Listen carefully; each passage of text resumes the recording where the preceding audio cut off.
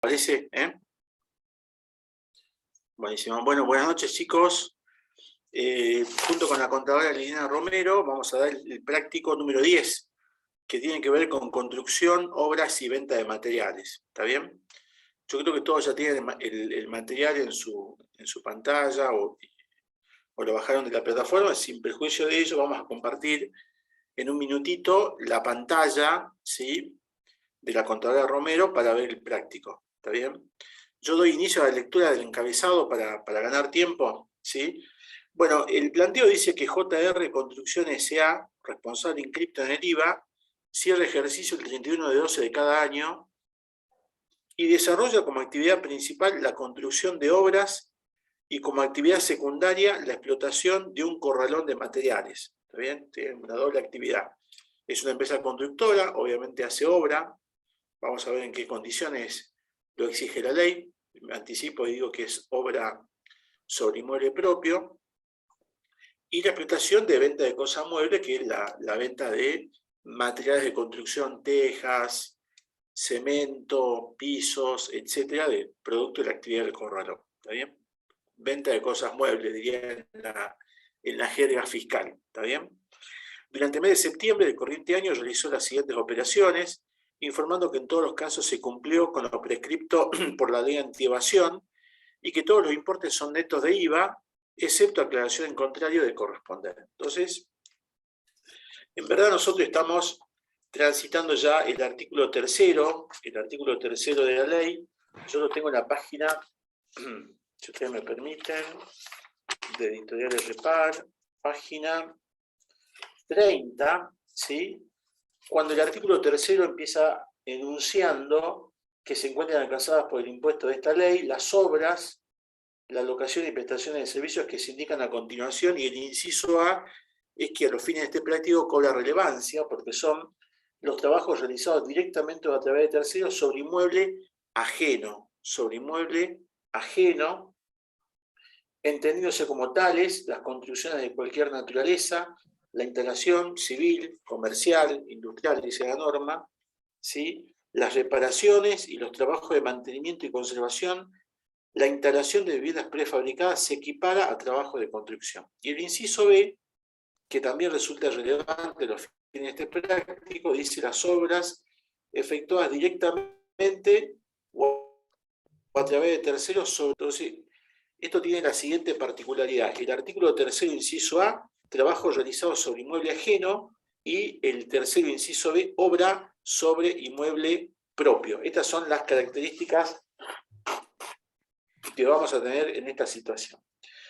Y claro, si tenemos el hecho imponible que está configurado por el tercero A o tercero B, necesitamos necesariamente el sujeto pasivo. Y el sujeto pasivo está en el artículo cuarto, inciso D, y dice textualmente: sean empresas constructoras que realicen las obras a que se refiere el inciso B del artículo tercero. O sea que hay un hecho imponible que se complementa del tercero inciso B con el cuarto inciso D, sujeto. ¿Por qué? Porque solamente aquellas obras sobre inmueble propio ejecutadas por empresas constructoras, ¿sí?, y la norma sigue diciendo, cualquiera sea la forma jurídica que hayan adoptado para organizarse, incluidas las empresas unipersonales, van a estar alcanzadas por el impuesto en la medida que esa venta sea ejecutada por una empresa constructora en tales condiciones. A los fines de este inciso, continúa diciendo el inciso D, se entenderá que revisten el carácter de empresas constructoras las que directamente o a través de terceros efectúan las referidas obras con el propósito de obtener un lucro con su ejecución o su posterior venta total o parcial del inmueble. ¿Estamos de acuerdo? Es decir, básicamente este es el contexto en el cual nos vamos a mover para comprender y leer literalmente los incisos del artículo tercero y cuarto, para que hagamos una especie de fronting y sepamos dónde están las normas que vamos a aplicar en este práctico. Bueno, Liliana, te cedo la palabra para avanzar con el primer punto, ¿te parece? Bueno, comencemos con el punto 1 de ingresos, el 1 romano. El punto 1.1 nos dice que realiza venta de materiales, cemento y cal, por 70.000 pesos, a Construcciones Andina SRL, quien lo invertirá en la construcción de departamentos destinados a vivienda. Luego nos dice que la venta de materiales se ha efectuado el 31 de agosto, mientras que la correspondiente factura se ha emitido el 2 de septiembre. Tengan en cuenta que nosotros tenemos que hacer la liquidación del impuesto del mes de septiembre. Bueno, veamos allí hasta en el primer párrafo en qué impacta esta información en la determinación del IVA de septiembre. Fíjense en que venta de materiales, venta de cosas muebles, el momento, digamos, en que se genera el débito fiscal es con la entrega, la facturación, lo que fuera anterior, ¿verdad? Pero acá ya sucedió el primer momento, la entrega fue el 31 de agosto. No importa que la facturación haya sido el 2 de septiembre, ya al darse el primer momento con la entrega, este hecho imponible ya correspondió incluirse en la declaración jurada del mes anterior. Por ende, en este mes no hacemos nada. Por otro lado, nos sigue diciendo el segundo párrafo. La operación fue financiada a 30 y 60 días de entrega del material, habiéndose pactado el pago de 3.000 pesos de intereses en dos partes iguales. La primera cuota de interés venció el 30 de septiembre y la segunda cuota el 29 de octubre. En forma adicional, luego nos dice que se erogó la suma de 50 pesos más IVA por consulta efectuada al sistema Veraz para averiguar antecedentes comerciales del cliente, ¿sí? Dejemos lo del gasto del Veraz por un lado y vamos a ver en qué impacta el tema de los intereses. Con respecto a los intereses, recordemos que por el principio de... primero, por el principio de unicidad, bueno, en realidad quiero volver al primer párrafo, ¿sí? El hecho imponible del primer párrafo es venta de cosas muebles, ¿sí? Porque es venta de materiales. Fíjense en que nuestro contribuyente tiene la actividad de constructora, tanto en inmuebles propios como de tercero, pero también tiene una actividad secundaria que es la de un corralón de materiales. Entonces, este hecho imponible, venta de cosas muebles, es por el corralón de materiales. Si bien ustedes allí, por allí, cuando dice sí, vende cementos, cal para construir viviendas, y por allí nos viene a la cabeza, me parece que el artículo 28 tiene un tratamiento, digamos, particular para el tema de las viviendas, ¿sí? Para la construcción de viviendas. Pero fíjense en que cuando vamos a leer el artículo 28 de la ley, esperen, el 28, no sé qué, el inciso D, nos dice que va a tener el tratamiento de alícuota diferencial los hechos imponibles previstos en el tercero A, no en el primero, ¿sí? O en el artículo 2, sino en el tercero A. En el tercero A destinados a viviendas, ¿sí? Y también los del tercero B. El tercero A y el tercero B es trabajo sobre inmueble de terceros, el tercero A y el tercero B, y obras sobre inmueble propio. Entonces, los que van a tener el tratamiento de alícuota reducida son los hechos imponibles, trabajo sobre inmueble de terceros y obras sobre inmueble propio. Nunca va a tener el tratamiento de alícuota diferencial la venta de materiales, aunque el destino sea la construcción de viviendas, porque la venta de materiales no es un hecho imponible del artículo tercero, sino que es un hecho imponible del 1A o del artículo 2, ¿sí? Entonces, por más que allí les diga con destino a vivienda, no nos importa, el hecho imponible es venta de cosas muebles y no tiene ningún tratamiento a alícuota diferencial. Y así se debió declararlo en el mes de agosto, ¿sí? A la alícuota del 21%, sin importar el destino. Ahora vamos al segundo párrafo con los intereses. Nos dicen que en realidad esta venta de cosa mueble la hizo financiada y le cobró al cliente intereses para que se pague en dos partes, o sea, tiene dos vencimientos. Con respecto a los intereses, siempre tenemos que tener en cuenta que los intereses son accesorios a la operación principal y ya sabemos que la columna vertebral en la ley de IVA es la aplicación del principio de unicidad, que significa que lo accesorio va a seguir el tratamiento del del principal. Por ello es importante saber cuál es el tratamiento del principal. Y en este caso, ¿cuál es la operación principal? Es venta de cosa mueble grabada al 21%, sin importar que esa cal y ese cemento haya ido a la construcción de viviendas, ¿sí? Entonces, los intereses por esa financiación, que son accesorios a la operación principal, venta de cosa mueble, arrastra el mismo o idéntico tratamiento fiscal, o sea, al 21%, ¿sí? Entonces, con respecto a ese tema era resaltarle el tratamiento fiscal. Pero por otro lado, también tenemos que tener en cuenta que estos intereses, que son accesorios a una operación principal, tienen su propio momento, ¿sí?, de nacimiento del débito fiscal. Y cuando se trata de intereses de financiación, el artículo 22 y 24 del decreto reglamentario nos indican cuáles van a ser los momentos para declarar los débitos fiscales cuando se traten de intereses resarcitorios y cuando se trate de intereses financieros o de financiación, ¿sí? Porque la ley no me indica esos momentos en el artículo 5º, ¿sí? Pero vino el decreto reglamentario a complementarme, digamos, ese artículo 5º para el caso de los intereses. ¿Y qué dicen estos artículos del decreto reglamentario? Que para cuando se trate de intereses financieros, como es este caso, intereses de financiación, los momentos en que va a nacer el débito fiscal va a ser con el vencimiento del plazo o la percepción el primero que suceda. Y cuando se trate de intereses resarcitorios, ese momento es uno solo. Cuando se trate de intereses resarcitorios, el único momento en que va a nacer el débito fiscal es con la percepción, ¿sí? Esto me dice entonces, recalco, el artículo 22 y 24 del DR. Vamos a nuestro caso. En nuestro caso, se da uno de los momentos, el vencimiento del plazo para el pago de la primer cuota de interés, o sea, 1.500 pesos, ¿sí? 1.500 pesos debiera incorporarse en la declaración jurada de septiembre. Vamos con la solución. Fíjense en que la venta de materiales, como ya dijimos, ¿sí?, ya correspondió que la incorporáramos en la declaración jurada del mes pasado, y fíjense a la alícuota del 21% por todo lo que dijimos. El interés de financiación, si bien dice que son 3.000 pesos de interés de financiación, pero también dijimos que eran pagaderos en 2 cuotas, y la primera de ellas vencía en septiembre, y eso es la que debemos incorporar en esta declaración jurada, los 1.500 pesos, que es la primera cuota que venció o vence en septiembre, ¿sí?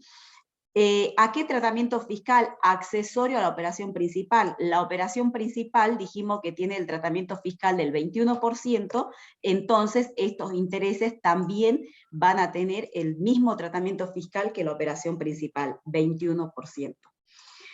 Vamos con el tercer tema que trata este caso, dice, y es esta parte.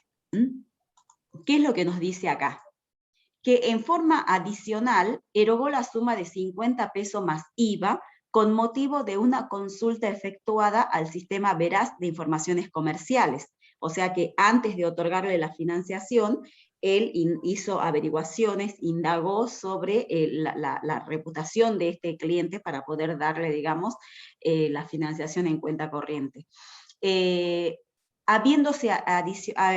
Luego nos dice que erogó 50 pesos, ¿sí?, por el informe del veraz, pero también nos dice que se los cobró al cliente, ¿sí?, habiéndole adicionado 70 pesos en la factura emitida en concepto de recupero de gastos, ¿sí? ¿Qué es lo que es? Primero, el recupero de gastos también va a tener el mismo tratamiento fiscal que le hemos dicho con respecto a los intereses. ¿Por qué? Porque en el artículo 10 de precio neto, ¿sí?, allí dicen que forman parte del precio neto los intereses, los recuperos de gastos, las comisiones, ¿sí? Entonces, con esto, resaltarle que el recupero de gastos es un accesorio a la operación principal.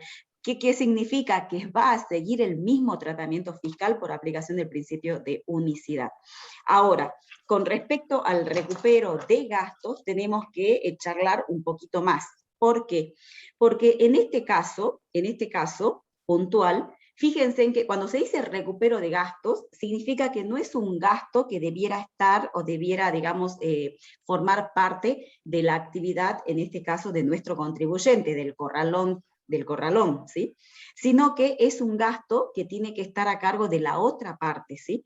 Pero por ciertas circunstancias nuestro contribuyente los asume, ¿sí? A veces por cuestiones prácticas, porque en vez de decir al cliente, anda, sacame un veraz y tráemelo, y de allí yo analizo y veo si te voy a otorgar crédito o no, por allí es más práctico que el corralón ya tiene sus vías para obtener esta información y luego le cobra, por supuesto, le cobra el gasto, ¿sí? Al cliente. ¿Qué quiero decir con esto? Que si el cliente hubiera ido a sacar el veraz, le hubiera costado los mismos 50 pesos que le costó al corralón cuando fue y sacó la información de este cliente en el veraz, ¿sí? Entonces, ese es recupero de gastos. Tiene que haber una identidad cualitativa y cuantitativa, ¿sí? Identidad cualitativa y cuantitativa, para que sea recupero de gastos. Pero ¿qué pasa? Muchas veces esta situación no se da.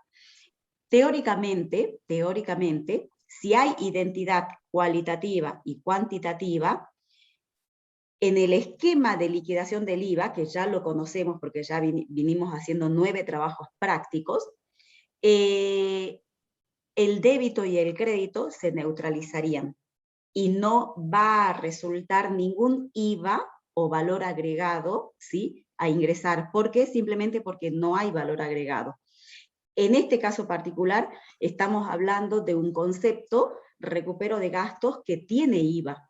Cuando el corralón va a sacar el veraz, ¿sí?, se le da una factura de 50 pesos más IVA. O sea, es un gasto con IVA, ¿sí? Ese gasto tendría que ser, o corresponde que sea en cabeza del cliente, pero el corralón fue el que fue a hacer el trámite. Entonces, ese gasto, esa factura, ese comprobante, se emitió a nombre del corralón, ¿sí? El corralón tiene que trasladar ese gasto al contribuyente que corresponda, o sea, al dueño de ese gasto, que es su cliente, ¿sí? Entonces, el corralón no puede adulterar, ¿sí?, el comprobante, porque ya salió a nombre del corralón. Entonces, por eso le llamamos recupero de gastos. Lo que hace el corralón es facturarlo con identidad cualitativa y cuantitativa, o sea que en la factura tiene que decir recupero de gastos, informe veraz, identidad cualitativa, y también tiene que decir 50 pesos más IVA, identidad cuantitativa. Entonces, en cabeza del corralón va a tener la factura que se emitió a nombre de él, del veraz, por 50 pesos más IVA, ¿sí? Y a la vez va a tener la factura que le hizo a su cliente, a quien le financió la venta de cal, ¿sí?, por 50 pesos más IVA. Va a tener débito y crédito igualitos, el IVA de los 50 pesos. Entonces, fíjense en que si yo digo débito menos crédito, IVA a ingresar es 0, se neutraliza. Eso es lo que hace el recupero de gastos, ¿sí? Cuando se trata de un gasto que tiene IVA, que debe, digamos, facturarse, como es el caso este del veraz, porque es una operación grabada en cabeza de estas empresas, ¿sí? Entonces, pero no significa que generen IVA, no significa que se está grabando ese gasto. Fíjense que les di el ejemplo, se neutraliza y cuando dice IVA a ingresar, 0, ¿sí? Pero, ¿qué sucede? Ahora le cambio. Eso es lo que debería suceder, ¿sí?, si es que decimos que es un verdadero recupero de gastos, ¿sí? Ahora vamos al tema del práctico. Decimos que es un recupero de gastos, pero en realidad no es un verdadero recupero de gastos. ¿Por qué no es un verdadero recupero de gastos? Simplemente porque a nuestro corralón le costó 50, pero está cobrando 70. Entonces allí no hay identidad cuantitativa. Entonces no es un verdadero recupero de gastos. Y cuando no es un verdadero recupero de gastos, entonces debe tributar IVA por el valor agregado. Entonces, si nosotros aislamos la operación, nuestro corralón, el débito fiscal le va a generar por los 70 pesos, porque fíjense en qué es lo que termina facturando, 70.070, 70 más IVA. Pero cuando se tenga que computar el comprobante con crédito fiscal, ese crédito fiscal es de los 50 pesos. Entonces va a terminar ingresando un IVA por los 20 pesos, o sea, por el valor que está agregando, que equivale a los 20 pesos. Entonces, ese no es un verdadero recupero de gastos, ¿sí? Entonces, cuando nosotros hablamos de recupero de gastos, ¿sí? En realidad sí impacta en la declaración jurada de IVA, generando débitos y generando créditos. ¿Por qué? Porque hay que trasladar ese gasto en cabeza de quien verdaderamente es ese gasto, ¿sí? De la actividad, digamos, en este caso, de nuestro cliente. Hay que trasladar ese gasto, ¿sí? Pero nunca puede dar IVA a ingresar cuando es un verdadero recupero de gastos. Y ya que estamos, ya quiero que vean la diferencia. Hay otros conceptos que también no son, digamos, gastos en cabeza del contribuyente, digamos, que a veces tiene el comprobante, y que deben ser, digamos, en cabeza del cliente, como ser aquellos gastos que son impuestos o tasas que le corresponde al cliente, ¿sí? Pero a veces el contribuyente los abona por una cuestión de practicidad, ¿sí? Y lo vamos a ver también en este caso, pero prefiero adelantarles para que vean la diferencia. Creo que por allí, creo que pagó una tasa de desmonte, ¿sí? Tasa de desmonte es un tributo. Entonces, ese recupero de gastos no tiene IVA. O sea, es un gasto, no es como el Verás, que es un gasto con IVA, ¿sí? Pagar una tasa de desmonte es un tributo y no tiene IVA. Entonces, si el contribuyente nuestro paga una tasa de desmontes, ¿sí? Que es un concepto que no tiene IVA, entonces tiene que tener mucho más cuidado. ¿Por qué? Porque si es un recupero de gastos, también se lo va a poner en la factura, ¿sí? Pero no tiene que generar débito fiscal, porque ese gasto no tiene débito fiscal, es un tributo, que él lo que tiene que hacer es recuperarlo, ¿sí? Pero ojo, que si hace lo mismo que está haciendo acá, que si el tributo le costó 50, pero él le cobra 70, en ese caso, ¿sí? En ese caso, es mucho más perjudicial para nuestro contribuyente. ¿Por qué? Porque no se puede computar ningún crédito fiscal porque el pago del tributo no tiene crédito fiscal. Va a tener un comprobante C que le dio la municipalidad o el municipio, ¿sí? O el organismo que cobra ese tributo. Pero a la vez, cuando le facture ese gasto, recuperando gasto, pero como no hay identidad cualitativa y cuantitativa, le va a facturar los 70 y va a tener que ingresar IVA por los 70. ¿Por qué? Porque no tiene crédito fiscal, porque se trata de un gasto que no es grabado, digamos, que no está grabado por el IVA, ¿sí? Entonces ahí hay que tener mucho más cuidado con hacer estas cuestiones raras de decir que son recuperos de gastos cuando realmente no son recuperos de gastos, ¿sí? Después lo vamos a ver en otro caso. Entonces, volviendo al caso del práctico, ¿sí? Volviendo al caso del práctico, los 70 pesos nos va a generar, ¿sí? Nos va a generar débito fiscal. ¿Por qué? Porque es una operación accesoria, a la operación principal, y también por ello arrastra la misma alícuota o el mismo tratamiento fiscal.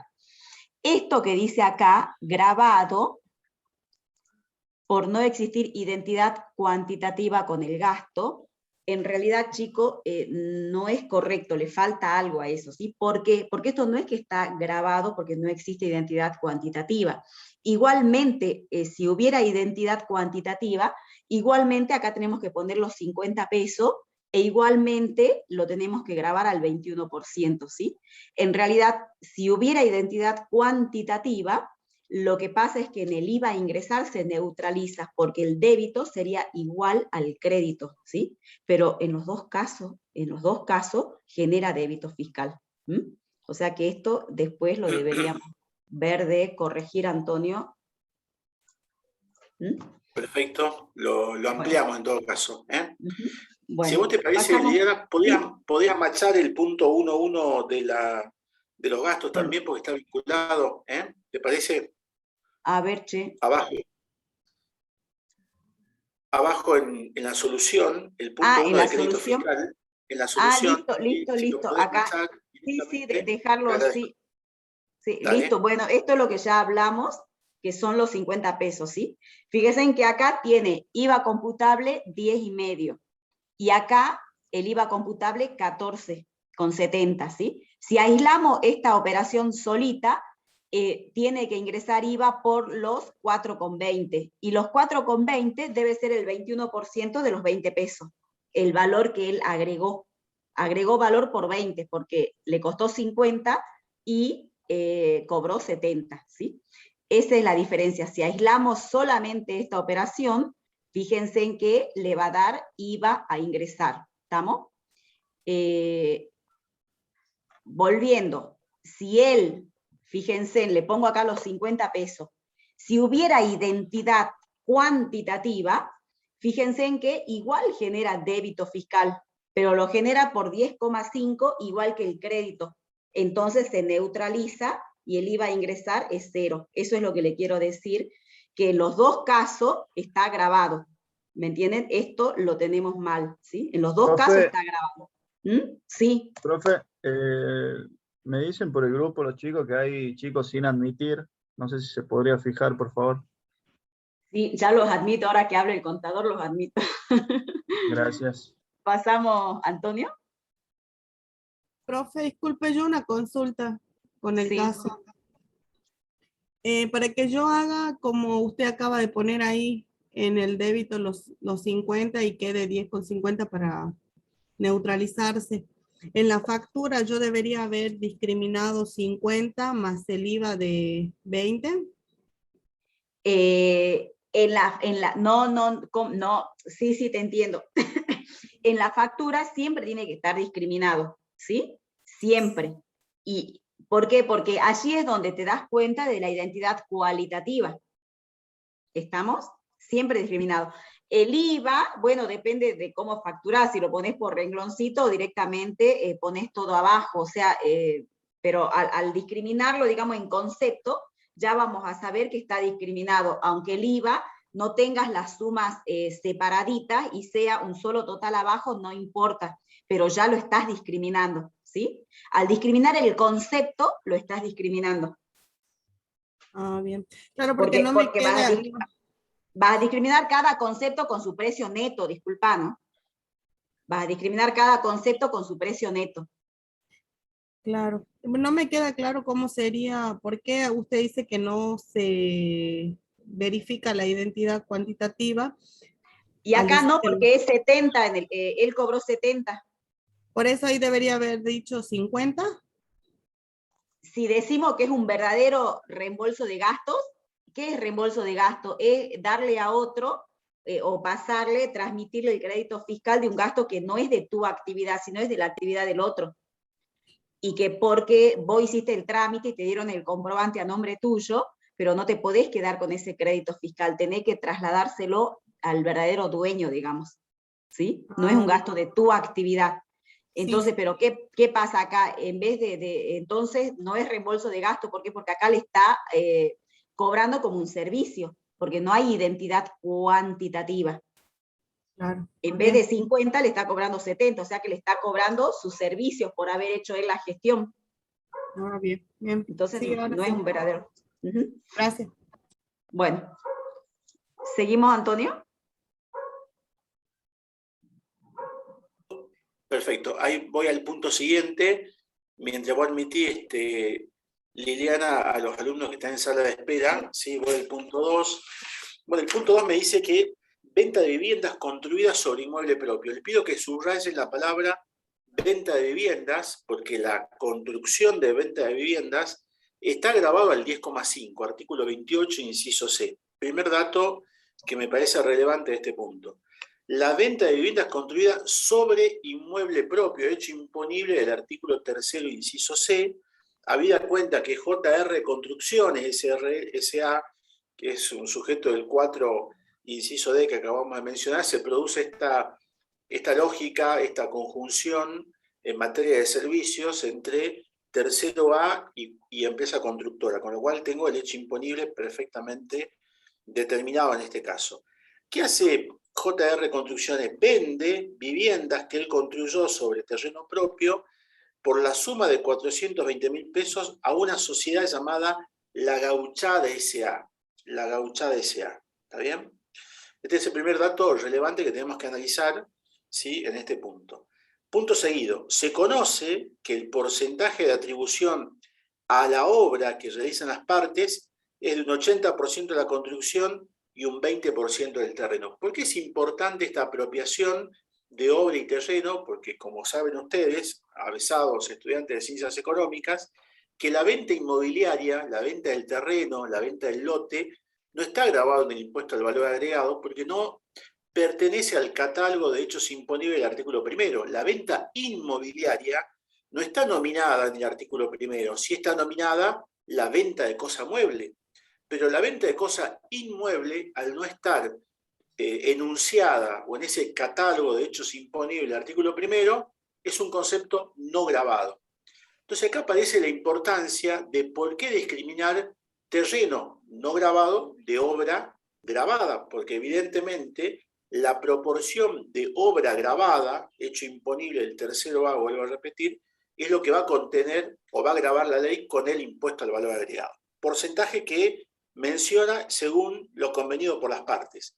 El planteo sigue diciendo, el avalúo fiscal, a la fecha de escrituración, el avalúo fiscal, según las normas catastrales municipales, cuando se entrega la posesión el 10 de septiembre, periodo clave para nosotros, porque recuerden que según el segundo párrafo del planteo, estamos liquidando el periodo de septiembre, establece un 70% de la parte edificada y un 30% para el terreno. Acá hay una dicotomía y vamos a ver qué elemento prevalece sobre el otro. Si el convenido por las partes o el del avalúo fiscal según normas catastrales. En la obra, continúa diciendo el planteo, se incorporaron a pedido del comprador pisos cerámicos provistos por el mismo constructor desde su corralón, ¿sí? Pisos cerámicos, venta de cosa mueble, provistos por el constructor desde su corralón, los que fueron facturados por separado, 50.000 pesos, el 10 de septiembre, no incluidos en la obra de 420.000 pesos. La obra se finalizó y valía 420.000 pesos, pero la gauchada dijo, mira, yo quiero ese hermoso piso cerámico que vos tenés en tu corralón, ese quiero que me lo coloques en lugar del que tenía previsto para esta obra. Y lo que hace JR Construcciones es provee pisos cerámicos desde su propio corralón, incorporándolo a la obra vivienda. ¿Estamos de acuerdo? ¿Vamos hasta acá? Perdón, si hiciste alguna pregunta, Lili, vos que manejás el chat, me avisás, así me detengo, ¿no es cierto? Entonces, con estos datos que les fui anticipando, vamos a la solución. En primer lugar, tengo la venta de la unidad funcional. El planteo me dice 420.000 por el porcentaje de obra, 80%, me da un total de concepto grabado de 336.000 pesos. Obviamente, el porcentaje que corresponde al terreno, al lote, a la tierra, es un concepto no grabado por 84.000 pesos. Acá tengo la primera discriminación.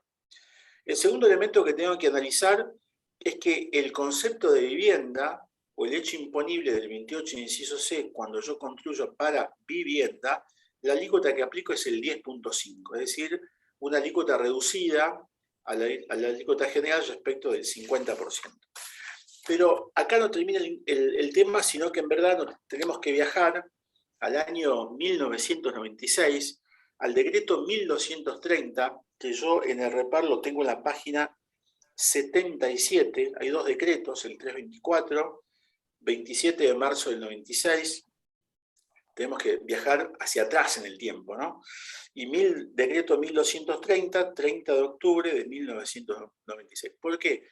Estos dos decretos son relevantes porque introducen y precisan aclaraciones relevantes en materia de construcción de vivienda y me van a decir en qué casos corresponde la alícuota del 10,5 y en qué casos no corresponde. Me detengo en el artículo segundo del decreto 1230, si ya lo tienen ubicado en su respectiva separata, dice a los fines de la reducción de la alícuota dispuesta para los hechos imponibles previstos en los incisos A obra sobre inmueble ajeno, y B, obra sobre inmueble propio, del artículo 3º de la ley, deberán tenerse en consideración las siguientes normas. Inciso A, relevante, se entenderá que los trabajos sobre inmueble ajeno u obras sobre inmueble propio, 3º A y 3º B, según corresponda, están destinados a vivienda cuando, por las características de la construcción, pueda considerarse que la misma ha sido concebida para ese fin. Ha sido concebida para ese fin. En verdad, entonces, fíjense que acá el comprador en el planteo no es una persona física, no es doña Rosa que compra la vivienda del barrio privado para vivir, sino que es una sociedad que se llama La Gauchada S.A., que se llama La Gauchada, un segundito, que se llama La Gauchada S.A.,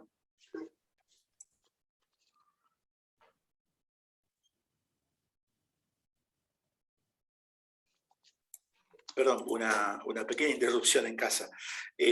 Pero básicamente se llama una sociedad que compra una vivienda.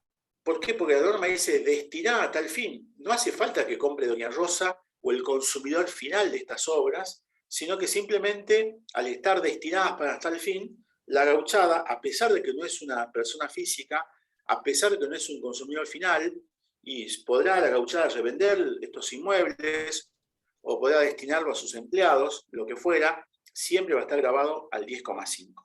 Concebida para tal fin, dice la norma. Un segundo ejemplo, por ejemplo, yo compro 2 PH en un departamento céntrico, ¿sí?, que están concebidos para vivienda, son, no sé, 2 departamentos de 3 dormitorios cada uno, pero hago las adecuaciones y lo convierto en un estudio contable, por ejemplo. He cambiado el fin. No es para vivienda, es para mi estudio profesional de contador público. Pero pago el 10,5 porque la estructura del edificio PH estuvo concebido para vivienda. ¿Y cómo pruebo tal circunstancia? Porque la empresa constructora, cuando va a aprobar los planos a la Municipalidad de la Ciudad de Salta, presenta un plano que dice que es para vivienda y presenta todas las requisitorias para vivienda, los ascensores, matafuegos, salida de emergencia, los amenities del edificio, todos son para vivienda. Yo le cambio el fin, pero no significa que fue concebido. Yo le doy otro fin, pero no significa que fue concebido para vivienda. En consecuencia, este es el dato que le quiero poner de relieve, que la norma dice concebido para tal fin. Y un segundo aspecto que no me parece menor es que la norma habla de vivienda, no habla de casa-habitación. Con lo cual, yo puedo comprar un departamento, pago el 10,5, compro otra casa, pago el 10,5 porque está concebido para vivienda, compro un monoambiente y pago el 10,5 porque el concepto no es que yo tenga una casa-habitación, tengo 3 viviendas y por las 3 viviendas, como estuvo concebida para ese fin, en los 3 ejemplos que acabo de dar, tributo el 10,5. ¿Está bien? Entonces tengo el concepto de alícuota, me queda la incorporación de la obra de los pisos cerámicos. Fíjense que en verdad el tema de los pisos cerámicos no es una venta de cosa mueble, porque todo lo que es materiales de corralón están grabados al 21% porque es venta de cosa mueble. Acá el piso cerámico se incorpora a una obra destinada a la construcción de vivienda. Hay una subsunción, digamos, de un bien que se incorpora y se factura dentro del concepto de obra. Acá prevalece, en mi opinión, el concepto de la unicidad en materia tributaria, el concepto de la unicidad del impuesto al valor agregado, donde lo accesorio sigue la suerte de lo principal. Y si el principal está grabado al 10,5, ese accesorio que se incorpora con motivo de la construcción de vivienda aparece grabado al 10,5.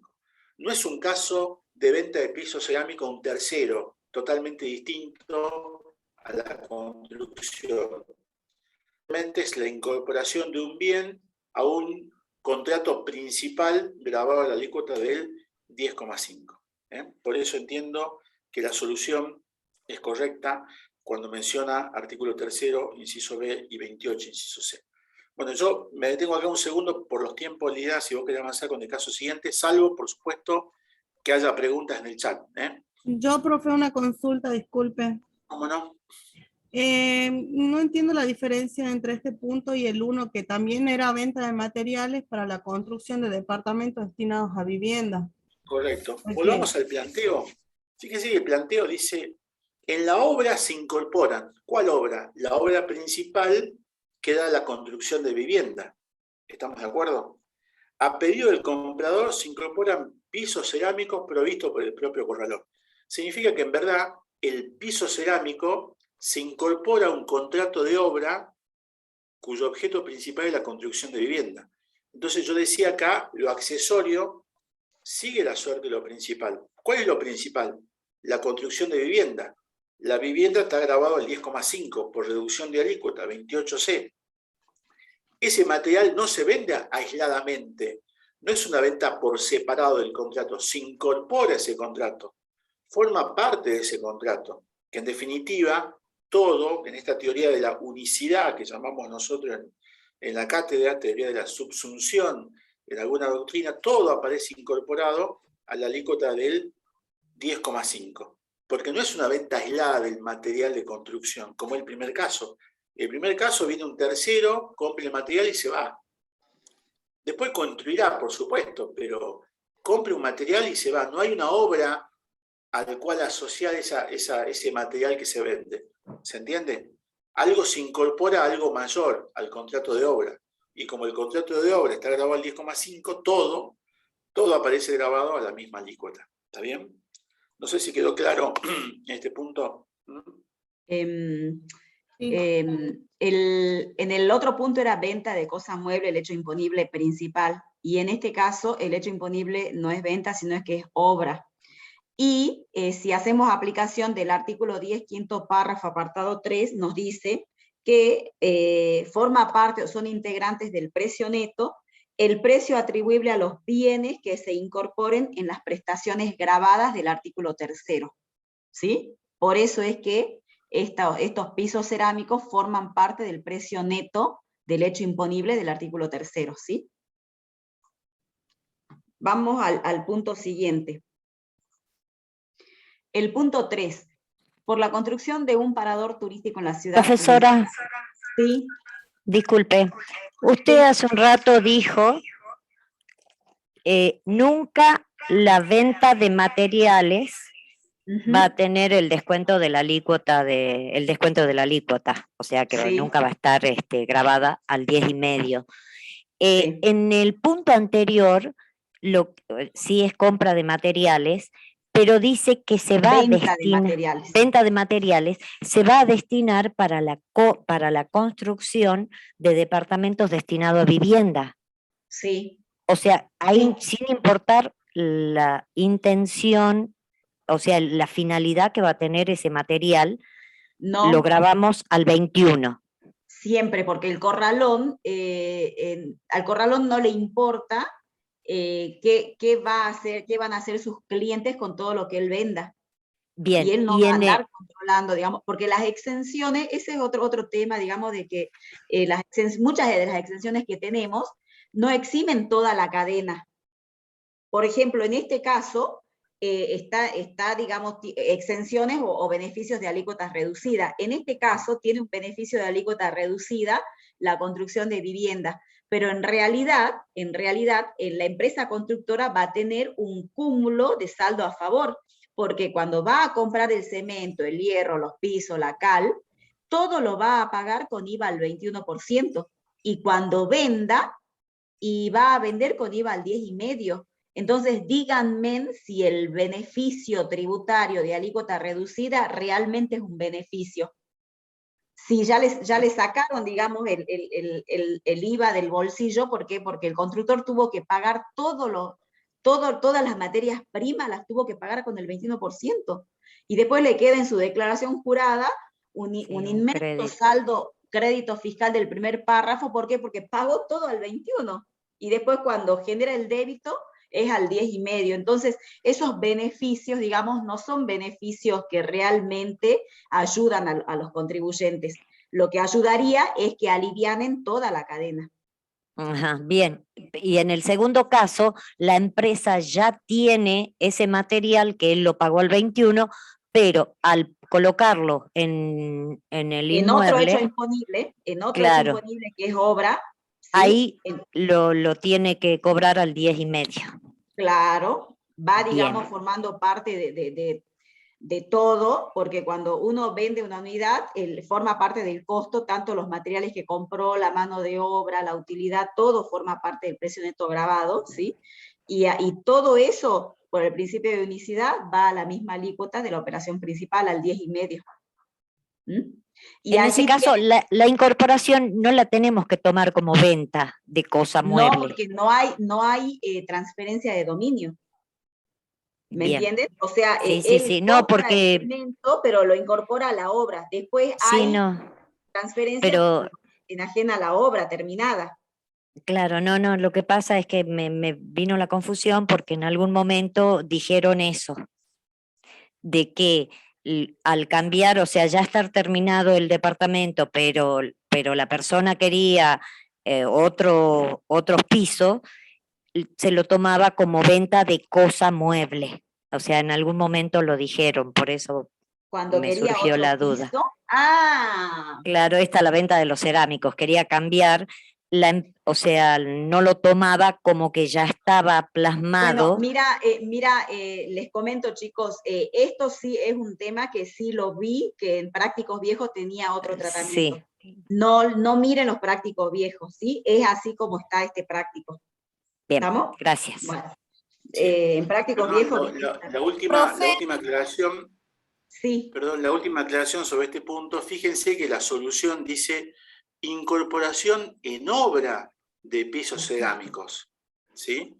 No es venta de materiales, se incorpora a la obra. Esto lo quería aclarar simplemente para que lo vean con mayor claridad, ¿no? Sí, perdón, te escucho.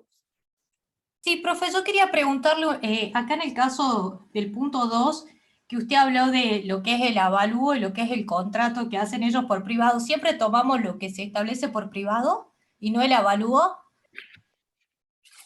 Sí, en verdad no quería detenerme mucho en este punto porque lo íbamos a ver más adelante para ir, digamos, dosificando un poco los tiempos, ¿no es cierto?, en el desarrollo, pero sí en verdad la norma, fíjate el artículo 10, establece que se debe tomar el justiprecio o el valor asignado por las partes. Sin embargo, volvemos enseguida sobre este concepto, un poco yo para que podamos avanzar, Liliana, si te parece. Sí. Yo creo que hay dos temas para recordar. Uno, el nacimiento del hecho imponible en obra, y dos, el tema de la base imponible. Creo que lo podemos ir dosificando en la medida que vayamos avanzando en el práctico, ¿te parece? Porque estamos empantanados, son 9:05. Sí, ya estamos atrasados, pero no vamos a volver a ver este tema, Antonio. Vean el artículo 10, sexto párrafo, ¿sí? Lean el artículo 10, sexto párrafo, y esa es la norma que nos dice cómo tienen que calcular el precio neto o la base imponible cuando se trate de este hecho imponible obra. En resumen, ustedes saben que el terreno no forma parte, que tienen que buscar la porción edilicia, y lo que dice el sexto párrafo, que en primer lugar va a tener lugar según lo convenido por las partes. Pero justamente para limitar ese convenido por las partes, les pone un límite para que comparen, ¿sí? Un límite o un piso, ¿sí? ¿Para qué? Para que ese convenido por las partes no sea algo irrazonable, ¿sí? Lean esa norma, artículo 10, sexto párrafo, y allí lo van a tener, ¿sí? Bueno, avancemos porque estamos atrasados. Vamos al punto 3. Por la construcción de un parador turístico en la ciudad de Metán, que fue inaugurado en julio, le ha sido concesionada la explotación de un local destinado a farmacia y otro a distribución de diarios y revistas. Los ingresos, pero montos totales facturados en el mes de septiembre, han sido los siguientes. Y tenemos los ingresos de la farmacia por venta de medicamentos, los ingresos por venta de artículos de perfumería, y lo vamos diciendo. Venta de farmacia, venta de medicamentos, sabemos que tenemos allí un artículo de exención para la venta de medicamentos. Lo que la farmacia vende de perfumería, sabemos que está totalmente grabado a alícuota general. Distribución mayorista y minorista de diarios y revistas, sabemos que también tiene el tratamiento de exento en el artículo 7º, primer inciso, ¿sí? Bueno, pero ¿qué sucede? ¿Sí? Después que vimos, digamos, los tratamientos individuales de estos distintos hechos imponibles, vamos a recordar que lo que vimos en práctico anterior, ¿sí? El régimen de concesión de explotación. ¿Y de qué se trataba este régimen de concesión de explotación? Era cuando el hecho imponible obra sobre inmueble de tercero tenía una especial forma de retribución o modalidad de pago. Entonces, ¿qué es lo que nos decía ese régimen particular? Que nos cambia la base imponible o el precio neto y nos cambia el momento en que se debe declarar el débito fiscal.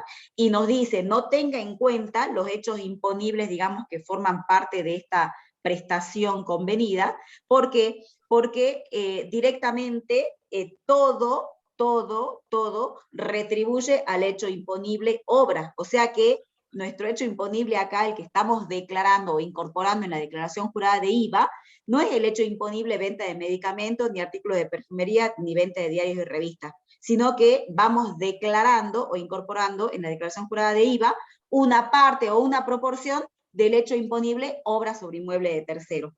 Entonces, no nos tiene que importar, digamos, estas operaciones en forma individual, ¿sí? Y como la obra está grabada a alícuota general, ¿sí? Porque construyó el parador turístico, entonces directamente le damos el tratamiento fiscal de la obra. Ahora, ¿cuál va a ser la base? Y para este régimen ya vimos que nos cambia y nos dice que van a ser los montos percibidos. Por eso acá que le ponemos facturado, facturado y percibido, ni miramos el facturado, pero sí tenemos que tomar el percibido. Vamos a la solución, acá no hay nada nuevo, ¿sí?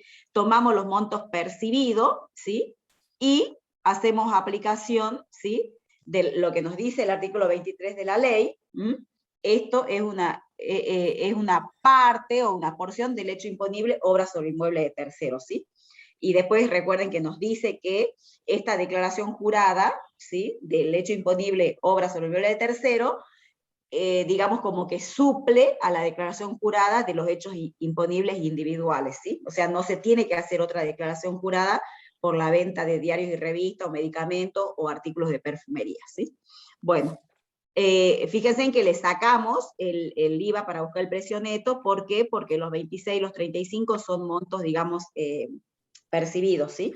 Entonces tenemos que sacarle el IVA para encontrar el precio neto, la alícuota general, que es la aplicable al hecho imponible obra sobre inmueble de tercero, que es la construcción del parador, y allí llegamos con el débito fiscal.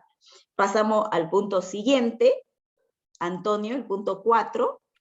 Bueno, vamos al punto 4. Me dice, en el mes de septiembre, que es el mes de liquidación del impuesto al valor agregado, recibió un anticipo de 185.000 pesos que congela totalmente el precio de la construcción de una vivienda. O sea, anticipo que congela precio, hecho imponible autónomo, grabado, y grabado a la alícuota del 10,5, porque la construcción es una vivienda, decreto 1230, artículo 28, inciso C. ¿Está bien? El planteo sigue diciendo, este anticipo es el equivalente a un 20% del total de la operación. La empresa constructora informará que iniciará las obras en el mes de febrero, recuerden que estamos en septiembre, el año que viene va a iniciar las obras en febrero, una vez que concluya el periodo de lluvias, el periodo estival. ¿Está bien? Vamos a la solución entonces, como para ir avanzando. Entonces estamos en un supuesto que es una seña que congela precio, este tema ya lo conocen, es el hecho autónomo del artículo 5º, último párrafo, ¿está bien? Y como está destinado a vivienda, la alícuota que vamos a aplicar es el 10,5.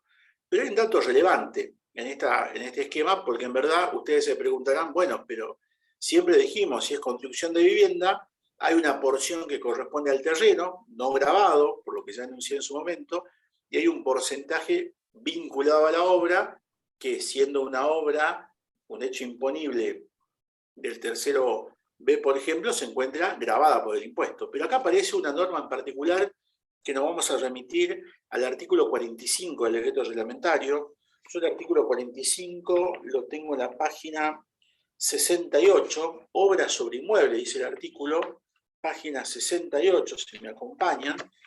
Dice, artículo 45, en los casos previstos en el 6º párrafo del artículo 10, ¿qué es el artículo 10? Base imponible, que es el párrafo Sexto es el párrafo que habla de cómo se debe componer la base imponible en materia de obras, ¿está bien? Y ese artículo, como bien decía Liliana hace un momento, me dice que debo tomar a los fines de la construcción de la base imponible, ¿sí? El precio neto computable será la proporción que del convenido por las partes corresponda a la obra objeto del gravamen, lo convenido por las partes, ¿sí?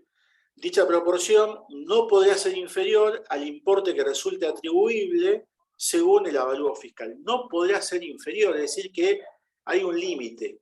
Si volvemos telepáticamente al caso 2, las partes habían convenido que la obra era un 80 y el avalúo fiscal dijo un 70. Fíjense que en este caso el 80% no es inferior al 70, es superior. En consecuencia, prevalece la proporción atribuida entre las partes. El límite que marca el artículo 10, sexto párrafo, me dice que no puede estar por debajo del 70. Nunca puede estar por debajo porque es el límite, pero sí puede estar por arriba. Puede haber sido un 75, en el caso del caso 2, perdón, vuelvo sobre este punto, es un 80, con lo cual está por arriba. Pero en verdad, lo que manda, o la primer manda que tiene el artículo 10, sexto párrafo en materia de base imponible, es lo convenido por las partes, lo que nosotros muchas veces llamamos el justiprecio. El acuerdo se eleva entre el constructor y el comitente. ¿Está bien? Ahora, vuelvo al 45. ¿Qué pasa en estos casos? En los casos previstos en el sexto párrafo del artículo 10, cuando se hayan recibido señas o anticipos a lo que alude el último párrafo del artículo 5 de dicha norma, los mismos deberán afectarse íntegramente a la parte del precio atribuible a la obra objeto de gravamen. En otras palabras, a la obra objeto de gravamen me dice que toda la seña es obra, en consecuencia, toda la seña está grabada por el impuesto del valor agregado, pero como está destinado a vivienda, la alícuota que aplicamos es el 10.5. O sea que en materia de señas, no debo aplicar el artículo 10, sexto párrafo, en donde debo buscar la proporción entre obra e inmueble, porque el 45 me deniega esa posibilidad, me dice, si hay un anticipo que congela precio, en los términos del 5 último párrafo, todo se aplica a obra y todo está grabado, en este caso, al 10,5. ¿Está bien? Bueno, no sé si hay preguntas en el chat, así podemos avanzar. ¿Te parece, Liliana? A ver. ¿Hola? Bueno, si no existen dudas. No, para. Avanzar, Profe, claro. Sí. Porque yo diría que terminemos el práctico y después veamos el chat. ¿Cómo no? Bueno. Porque, viste, para asegurarnos de terminar el práctico. Como te parezca, Liliana, sí, perfecto. Pero vayan subiendo las preguntas al chat. Bueno. Vamos al quinto punto, ¿sí? Emitió certificado de obra por la ejecución con equipos propios del servicio de desmonte de una finca donde se construirá un hotel. El importe del certificado fue de 80.000 pesos y dicho certificado fue aceptado el 10 de septiembre, ¿sí? Nos dice que incluye 1.500 en concepto de aranceles de permisos municipales pagados con motivo del desmonte, exactamente el mismo importe pagado a la municipalidad. Estos son verdaderos gastos reembolsables, ¿sí? Bueno, vamos con la operación del servicio de desmonte, ¿sí? El servicio de desmonte, ¿sí? Si no encontramos el tratamiento en el artículo 28 de alícuotas reducidas, si no encontramos un tratamiento puntual en el artículo 7 de exenciones, y bueno, le va a caber la alícuota general. Los 78.000, ¿por qué? Porque en realidad decía que los 80 incluía este gasto de 1.500 pesos, ¿sí? Pero, ¿qué pasa con los 1.500 pesos? Estos son gastos reembolsables, y me dice el planteo que es exactamente lo que erogó en ese gasto, es lo que le está facturando, digamos, a su cliente, ¿sí? Entonces, ese recupero de aranceles municipales, ¿sí? Fíjense en dónde lo pongo, en la columna de no grabado. ¿Por qué? Porque justamente es un tributo, es una tasa municipal que pagó, ¿sí? Y el tributo no tiene IVA. Entonces, no quiere decir que no lo va a facturar, lo va a facturar, pero no le va a generar IVA, ¿sí? Y es más, él tiene el comprobante, nuestro contribuyente, el que le estamos liquidando IVA, tiene el comprobante de ese tributo pagado y lo tiene a nombre de él, pero en realidad no es un gasto de él. Por eso él lo incorpora en la facturación, pero cuando lo incorpora en la facturación, fíjense en que no le genera IVA, porque no es, digamos, un concepto que esté grabado por IVA.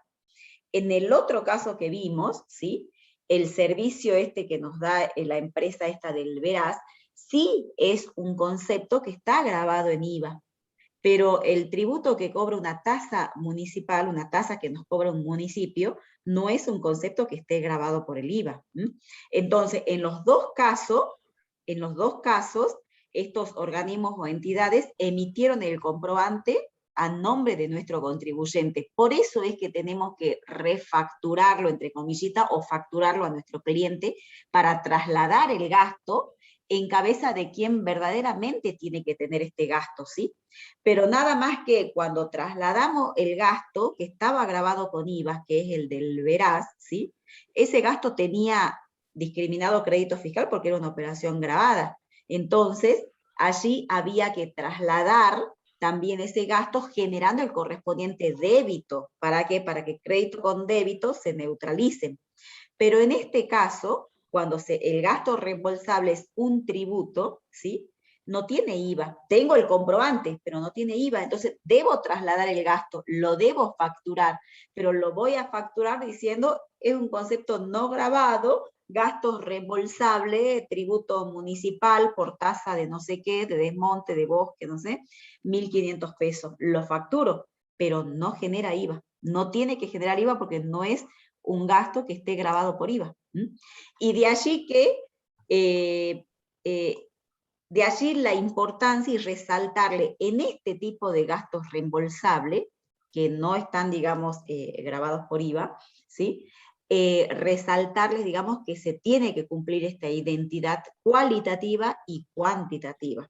Porque si nos hacemos los pícaros, como sucedió en el caso anterior del Veraz, que en vez de 50 le cobró 70, allí en realidad se lo toma como que es un servicio lo que está facturando, y por ende va a estar todo grabado. Si a nuestro contribuyente se le ocurre cobrar este trámite, ¿sí?, por obtener, digamos, o por pagar esta tasa, 3.000 pesos, en vez de cobrarle los 1.500, que es lo que le costó, 3.000 pesos, los 3.000 pesos se va a tomar como servicios generales y va a estar grabado al 21%, y le va a generar débito fiscal, y si aislamos la operación, un débito a ingresar, ¿sí?, sobre la base de los 3.000 pesos.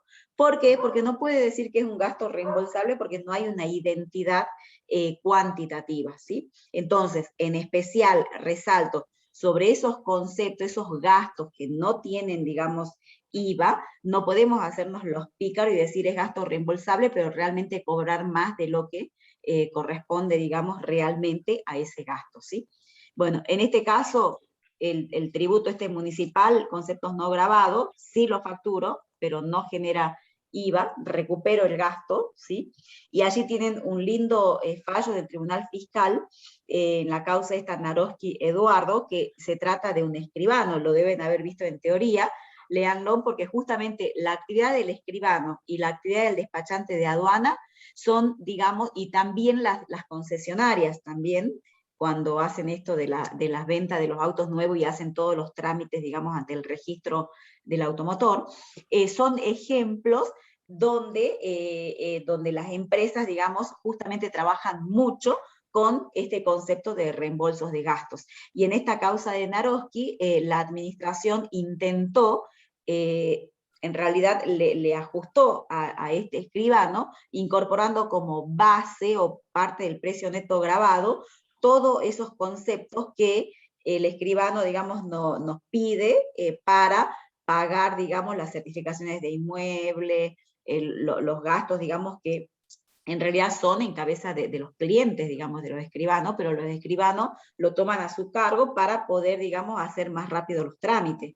Entonces, bueno, el Tribunal Fiscal allí con buen criterio, nos enseñó cómo se tiene que trabajar con el tema de los gastos reembolsables, ¿sí? Bueno, pasamos al punto siguiente, Antonio, el último de los ingresos. Perfecto, bueno, avanzo sobre ese punto. El punto 6 me dice que construyó redes cloacales para un barrio de viviendas por 500.000 pesos, habiéndose aceptado el certificado de obra en septiembre del corriente año. Acá hay dos conceptos que son importantes trabajar. En primer lugar, hay una construcción, pero que no es de vivienda, sino que son de redes cloacales, que están dentro, obviamente, de un predio, de un barrio de viviendas. Entonces acá aparece, si vamos a la solución, perdón, así vamos analizando un poco la cuestión. Fíjense que en la solución aparece construcción de redes cloacales para vivienda, 500.000 pesos, grabado al 21%. Y acá en la columna de observaciones, decreto 1230, artículo 2º, inciso B, viajamos otra vez en el tiempo, vamos al año 1996, como decía la película, Back to the Future, Volver al Futuro.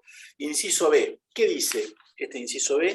Dice que, perdón, página 77 de reparo, dice, inciso B, así como el inciso A decía que estaban beneficiadas las viviendas con la alícuota del 10.5, el inciso B hace una distinción y dice, bueno, no es para todos, ni es para todas esta alícuota reducida del 10.5. El inciso B dice, la tasa diferencial no será de aplicación respecto de las restantes construcciones que pueda integrar un edificio destinado a vivienda, tales como locales comerciales, oficinas y cocheras que no reúnan los requisitos del inciso precedente.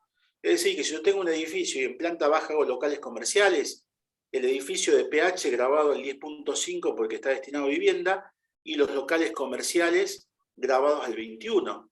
Si construyo un local para oficinas, grabado al 21. Si construyo un edificio para consultorio médico, grabado al 21.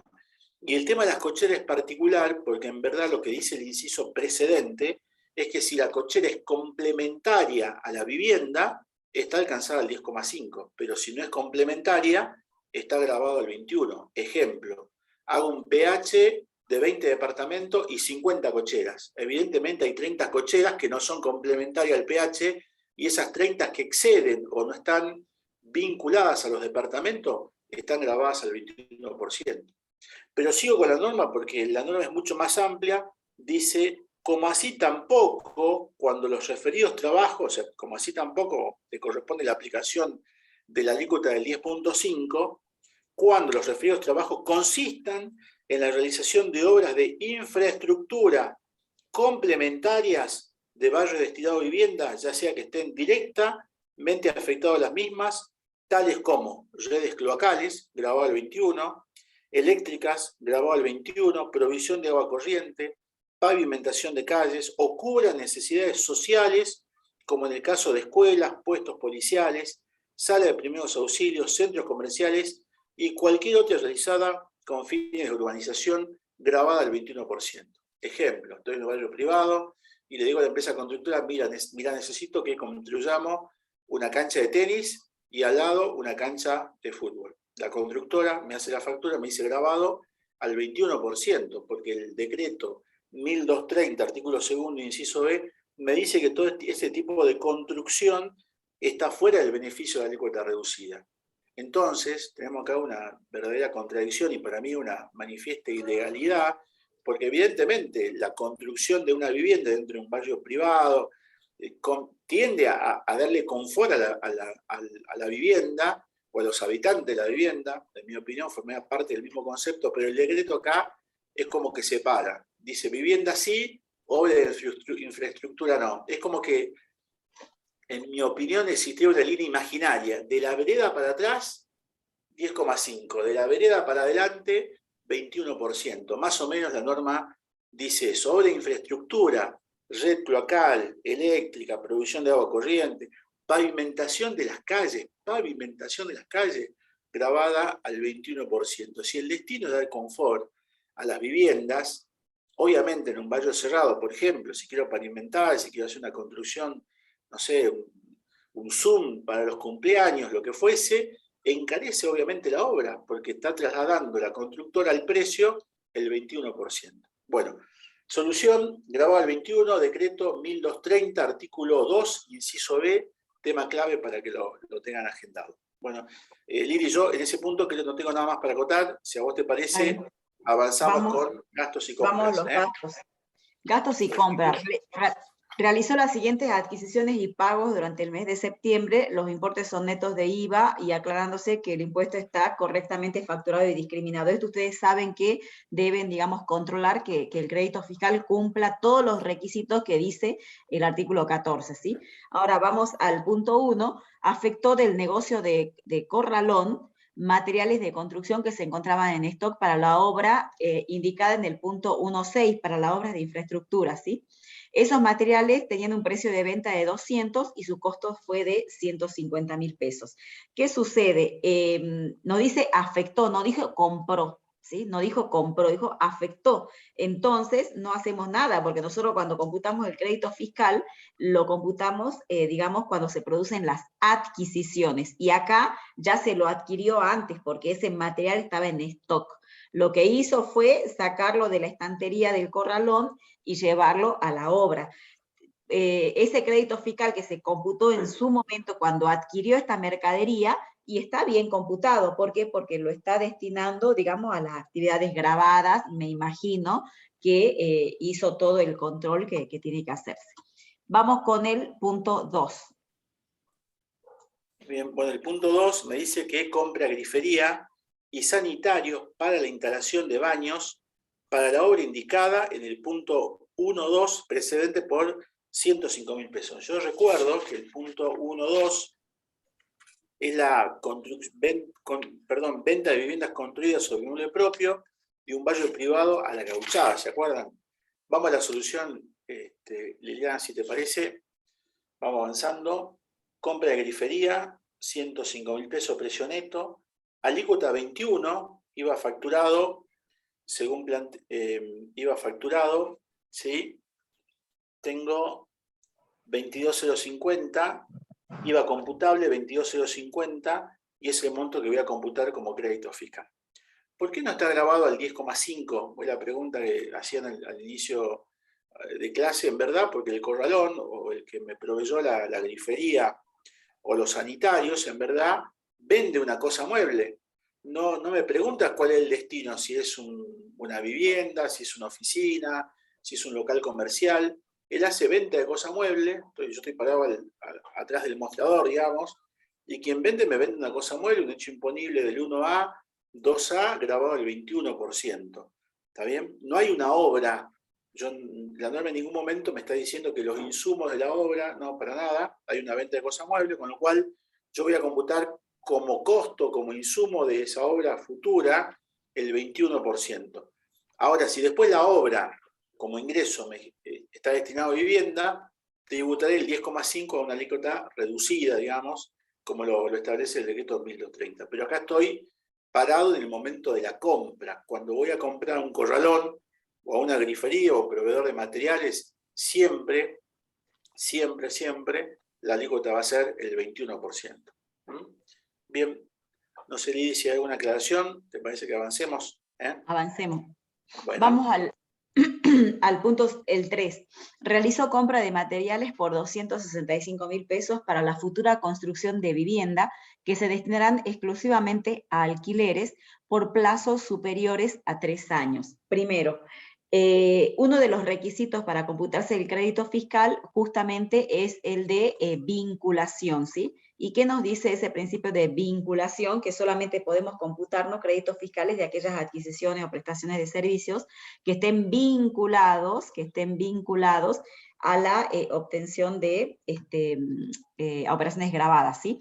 Y nosotros recordamos que en el artículo 7º tenemos, digamos, el de exenciones, tenemos que están exentas aquellas locaciones de inmuebles destinados a alquiler, ¿sí? A casa, habitación o a vivienda, ¿sí? Entonces, fíjense, si estamos construyendo, ¿sí? Estamos construyendo el inmueble, ¿sí? Que le vamos a dar este destino, significa que esas operaciones que me va a generar siempre van a estar exentas del IVA. O sea que los créditos fiscales que yo pudiera computarme, ¿sí? Para construir esas viviendas, no van a estar vinculados con operaciones gravadas. ¿Por qué? Porque en realidad las operaciones que tenga por los alquileres, digamos, de vivienda van a estar exentas de IVA. Entonces, por ello es que esta compra de materiales de los 265.000 pesos, que lo estoy destinando a la construcción de vivienda, no puedo computarme, ¿sí? ¿Por qué? Porque en realidad están vinculadas 100% con operaciones que tienen el tratamiento de exentas, ¿sí? Ahora hago un paréntesis, ¿sí? Ahora hago un paréntesis. Y me voy, digamos, acá lo que estuve analizando es el hecho imponible de locaciones o alquileres de inmuebles, ¿sí? El hecho imponible, digamos, que me debiera, digamos, que se debiera dar, digamos, en cabeza de nuestro contribuyente, ¿sí? Que en este caso no se da porque tiene un tratamiento de exento.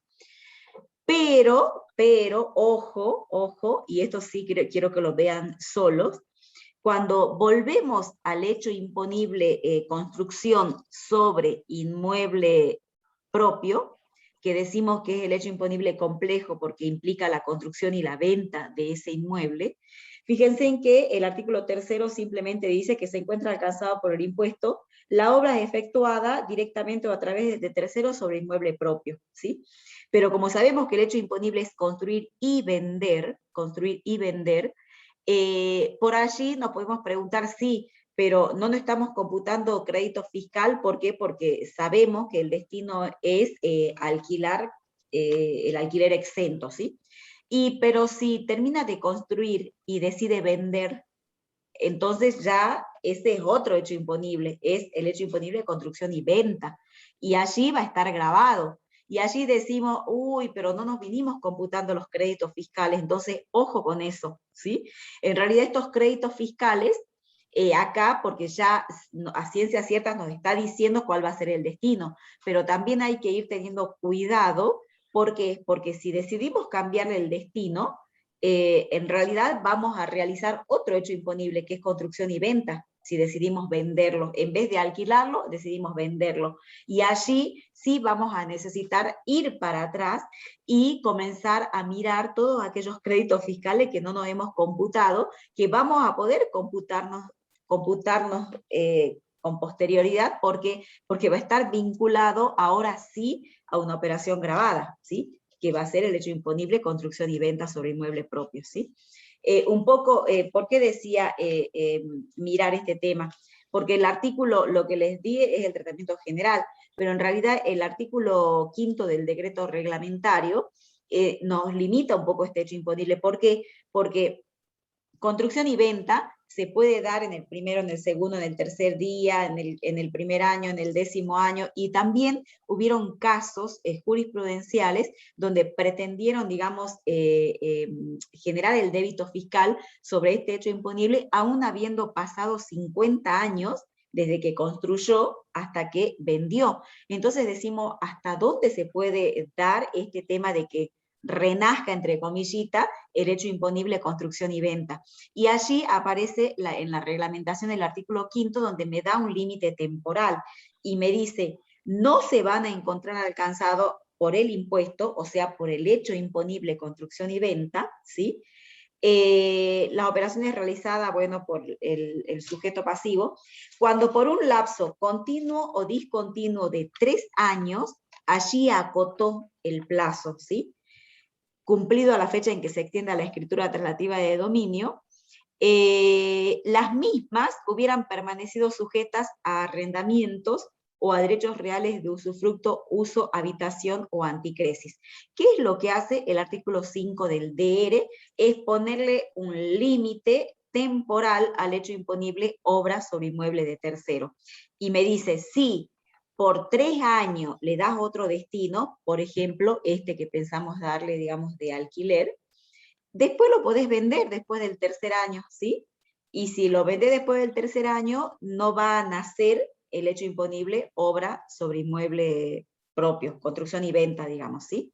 tiene esa vinculación, ¿sí? Por eso, véanlo solitos al tema, analícenlo, ¿sí?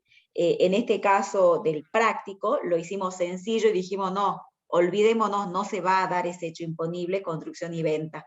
Vamos a construir para después destinarlo a alquileres exentos. Por eso directamente no nos computamos crédito fiscal, ¿sí? Pasamos al punto siguiente. Profesora, Sí. disculpe. El decreto reglamentario, el artículo 38, nos dice de que van a estar exentos los alquileres hasta 1.500 pesos, o sea, tenemos que presumir que los alquileres van a estar a 1.500 pesos. Ese es otro caso de exención, ¿no? Chicos, tienen que manejar así los casos de exención de alquileres de inmueble, ¿no?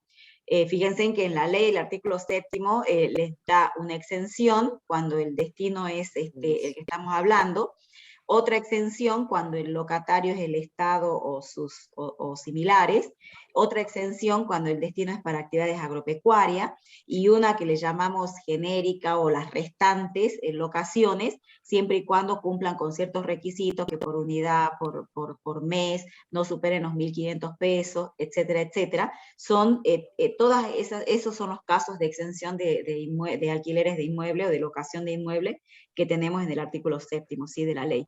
Yo en este caso no estuvimos hablando de los otros casos, estuvimos únicamente hablando de la exención cuando se alquila para vivienda. ¿Estamos? Bien. Perfecto, bueno, avanzamos sobre el punto siguiente.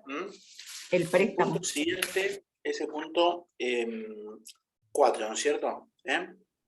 Dice, recibió un préstamo del Banco Macro por 900.000 pesos, 60 cuotas iguales, mensuales y consecutivas, que cancela 15.000 pesos de capital y 3.000 pesos de intereses masivas correspondientes. Acá me parece oportuno aclarar que el impuesto al valor agregado lo que grava es el servicio financiero, es decir, los intereses. El capital se encuentra fuera de gravamen, o sea, el recupero de capital se encuentra fuera del impuesto al valor agregado, con lo cual lo que hace el impuesto al valor agregado es gravar los intereses como valor agregado de la operación, si se me permite esta expresión. Por eso el planteo dice 3.000 pesos de intereses más IVA correspondiente. El capital se encuentra fuera de discusión de que no se encuentra grabado por el impuesto. La primera cuota fue abonada a su vencimiento el 16 de septiembre de este año. Los fondos recibidos fueron aplicados para la terminación de la obra indicada en el punto 1.2, que es la vivienda del barrio privado, con lo cual vamos a la solución, ¿sí? de este caso. Y en la solución vamos a tener, en primer lugar, que punto 4, intereses por préstamos, 3.000 pesos, grabado la alícuota del 10,5, porque acá otra vez aparece el artículo 28, en este caso el inciso D, que me dice que, inciso D, que lo tengo, artículo 28, tasa reducida, inciso D, que lo tengo en la página 47, si me acompañan, de Separata de Repar, que dice los intereses y comisiones de préstamos otorgados por entidades regidas por la 21.526, esto es, las entidades reguladas por el BCRA, Banco Central de la República Argentina, cuando los tomadores revistan la calidad de responsable inscripto del impuesto, ¿sí? Ahí me detengo porque después viene otro supuesto, es decir, cuando el tomador es un responsable inscripto y el que me presta es una entidad financiera o bancaria regulada por la 21.526, y todos sabemos que el Banco Macro es una entidad regulada, básicamente la alícuota es el 10,5, con lo cual voy a computar el IVA facturado, que son 315 pesos. ¿Está bien? Acá hago un paréntesis como para simplemente refrescar un poco los casos. La semana pasada vino un cliente y me dice, contador, mire, el banco me liquidó el préstamo a un IVA del 21%. Y la empresa tomó el crédito fiscal. ¿Sí? Lo computó en la contabilidad y está bien computado el crédito fiscal. Empresa responsable inscripto, vamos a suponer que el que hizo el préstamo también es el Banco Macro. ¿Está bien computado el crédito fiscal? En mi opinión no, porque recuerden que nosotros debemos aplicar, acá no está en el cuadro, pero debemos aplicar entre los distintos requisitos para la procedencia del crédito fiscal, bueno, que esté facturado, que esté discriminado, que esté vinculado a operaciones, pero hay un punto que es que se aplique la regla del error. Y la regla del error dice que debo aplicar la alícuota correspondiente. Y la alícuota correspondiente es el 10.5. En consecuencia, no sé si Liliana vos compartís la solución, yo debería aplicar la regla del error, no porque la entidad bancaria haya disparado el 21% en la liquidación del préstamo, yo voy a computar el 21%, lo que corresponde el 10,5%, y debo aplicar la regla del error y en consecuencia pierdo como crédito fiscal el 10.5 restante, pierdo el 50% del IVA porque debo aplicar para la procedencia de los requisitos de crédito fiscal una regla que es clave, que es la regla del error. Obviamente hicimos el reclamo al banco para que adecue la liquidación del préstamo y así se hizo a futuro, computando en el préstamo el 10.5. Pero en verdad debería tener en cuenta estos casos porque muchas veces uno compute el crédito fiscal, multiplica base por 21, da perfecto, pero en verdad la norma del 28 inciso D indica que yo debo aplicar el 10.5. Y si a ello le corro sobre esa normativa el principio genérico de la regla del error contenido en el artículo 12, me parece que yo debo limitar el cómputo, porque en verdad la alícuota que corresponde no es el 21, sino el 10.5. Bueno, lo traigo como un caso simplemente para graficar la situación, pero para que tengamos en cuenta que en verdad este cómputo de la regla, más allá de que uno muchas veces dice, bueno, que los sistemas informáticos han eliminado o han diluido plenamente este principio de la regla del error, me parece que tiene plena vigencia y en estos casos, como he citado, merece un análisis profundo, ¿no? Bueno, vamos al caso siguiente, si a vos te parece, Liliana. Pasamos. El punto 5 nos dice que compró un automóvil Sandero que va a ser utilizado para el traslado del supervisor del parador turístico, o sea, nos está diciendo que está afectado al 100% a la actividad grabada. El monto neto es de 140, la factura tiene un vencimiento del CAI el 15 de agosto, pero en realidad la factura se emitió el 30 de junio y no ha sido computada los meses anteriores.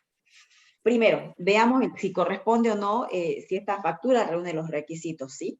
Si nos dice que tiene, ¿qué es el CAI? Es el Código de Autorización de Impresión. Esta es una factura manual que ya ya no vamos a ver, ¿sí? El Código de Autorización de Impresión es un requisito que ponen las normas de facturación para aquellos sujetos que emiten factura A y trasladan crédito fiscal. Ya prácticamente no lo vamos a ver porque tenemos todas facturas electrónicas, pero es lo mismo porque la factura electrónica tiene CAE, Código de Autorización Electrónico. Volviendo a estas con CAI, siempre se les ponía, la imprenta tenía que ponerle al pie de la factura la fecha de vencimiento que la daba la administración, ¿sí? En la autorización que hacía. Y esa fecha de vencimiento, por ejemplo, en este caso tenía 15 de agosto, pero la factura fue emitida antes del vencimiento, porque en la parte superior dice fecha de emisión de la factura 30 de junio. Entonces, lo que no se podía hacer, o lo que no corresponde, digamos, que se haga, es computarse comprobantes con CAI vencidos, pero vencidos a la fecha de emisión, no vencidos cuando nosotros vamos a registrar, si nosotros siempre llegamos después de todo, ¿sí? Entonces, lo que hay que controlar es eso, ¿sí? Que los códigos estos de autorización no estén vencidos a la fecha en que se emite la factura, ¿sí? No importa si están vencidos al momento en que nosotros estamos haciendo las registraciones. Y en este caso, esta factura, en realidad, se olvidaron de computarla en junio, en julio, en agosto, ¿sí? Se olvidaron de computarla. Entonces, ¿puedo computármela ahora? Y sí. ¿Por qué? Porque si bien uno de los requisitos del artículo 12 dice que debe corresponder, digamos, al periodo fiscal que estamos liquidando, pero ya hemos visto en teoría, y seguramente le dijeron, que hay, digamos, jurisprudencia administrativa donde dice que no hay perjuicio fiscal para que se permita o se admita computarnos créditos fiscales de comprobantes generados en periodos anteriores, no futuros, ¿no? anteriores. Entonces podemos admitir el cómputo, ¿sí? Ahora vamos a ver el concepto, ¿sí? Vamos a ver de qué se trata. Y acá compró un automóvil, y siempre cuando decimos automóvil, nosotros ya lo vimos en ganancia, era como un concepto que siempre está sujeto a limitaciones, ¿sí? Sujeto a limitaciones por esa fina línea que hay entre el uso que podemos darle a la actividad o el uso personal. Entonces muchas veces ante la falta, digamos, de habilidad o la falta de control que se puede tener sobre estos destinos, entonces muchas veces se limita el cómputo de ciertos gastos, tal como pasa en el caso de los automóviles. Entonces los automóviles, acá en el IVA, tienen una limitación en cuanto al cómputo del crédito fiscal. Recordemos que en ganancia teníamos limitaciones en cuanto al cómputo de las amortizaciones, recordemos los famosos 4.000 pesos, y también teníamos limitaciones en cuanto al cómputo de gastos de funcionamiento y mantenimiento. Acá en IVA tenemos limitaciones en cuanto al cómputo del crédito fiscal en el momento en que adquirimos ese bien.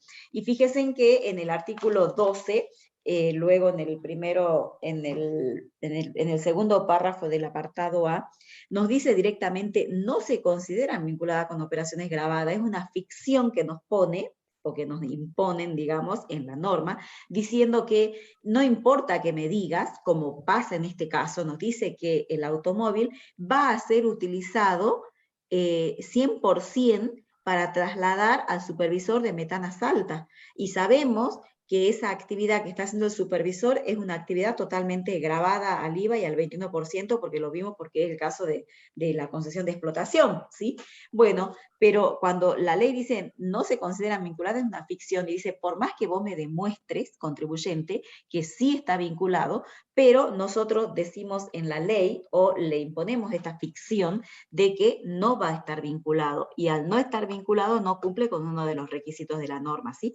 Pero algunos gastos, algunos conceptos, algunas prestaciones las considera directamente no vinculadas, y a otras las considera no vinculadas en forma parcial o con alguna medida. O sea, hasta acá lo consideramos vinculado, de acá hasta allá no lo consideramos vinculado. Ese es el caso de los automóviles.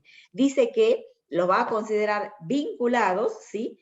Pero hasta un límite, ¿sí? A un límite que genere, digamos, el crédito fiscal sobre una base de 20.000 pesos.